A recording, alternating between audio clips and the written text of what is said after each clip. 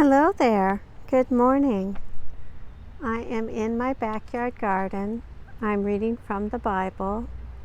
Today I'm reading from the book of Matthew, the Gospel according to Matthew. I will read chapter 22. In chapter 22, it talks about the parable of the wedding banquet, the question about paying taxes, and then it goes on to talk about the question about the resurrection. And it finishes up talking about the Greatest Commandment. But before I get started, I want to talk a little bit about what you see in the video today. What I've got in the video today is our herb spiral, but it mostly has flowers in it yet.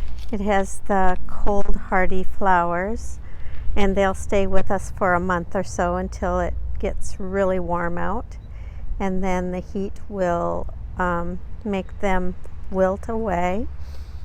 But the snapdragons to the right are blooming. You can see a little bit of red that is a carnation, and in the center I think it's Coreopsis, or maybe it's Cosmos, that big bunch. And then there's some sweet peas, kind of a vine that's vining through. Okay, back to Bible reading. Today I'm reading from the book of Matthew, the Gospel according to Matthew, chapter 22. The reading begins.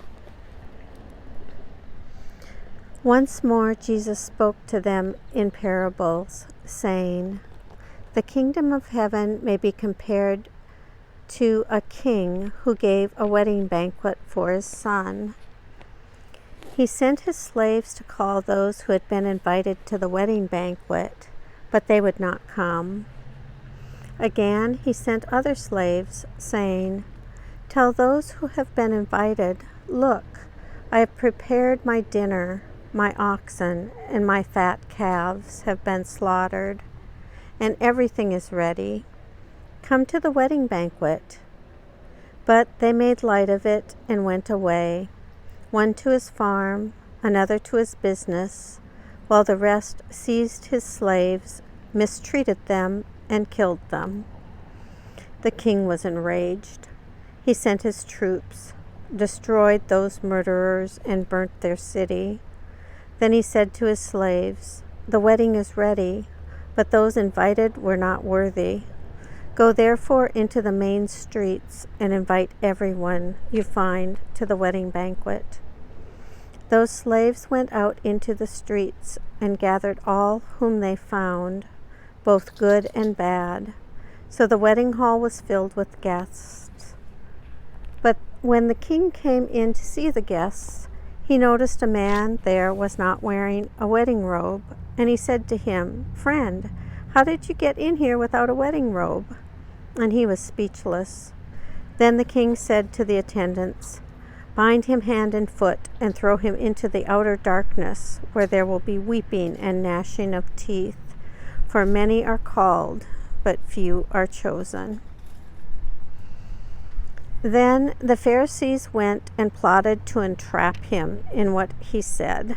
So they sent their disciples to him, along with the Herodians, saying, 'Teacher, we know that you are sincere and teach the way of God in accordance with truth, and show deference to no one, for you do not regard people with partiality.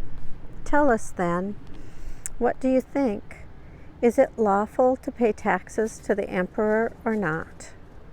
But Jesus, aware of their malice, said, 'Why are you putting me to the test, you hypocrites? Show me the coin used for the tax.' And they brought him a denarius.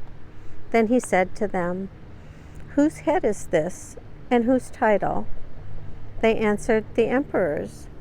Then he said to them, 'Give therefore to the emperor the things that are the emperor's, and to God the things that are God's.' When they heard this, they were amazed, and they left him and went away. The same day, some Sadducees came to him, saying, "There is no resurrection." And they asked him a question, saying, "Teacher, Moses said, 'If a man dies childless, his brother shall marry the widow and raise up children for his brother.' Now there were 7 brothers among us. The first married and died childless, leaving the widow to his brother. The second did the same. So also the third down to the 7th. Last of all, the woman herself died. In the resurrection then, whose wife of the 7 will she be?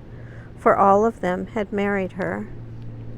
Jesus answered them, "You are wrong, because you know neither the Scriptures nor the power of God. For in the resurrection they neither marry nor are given in marriage, but are like angels in heaven. And as for the resurrection of the dead, you have not read what was said to you by God.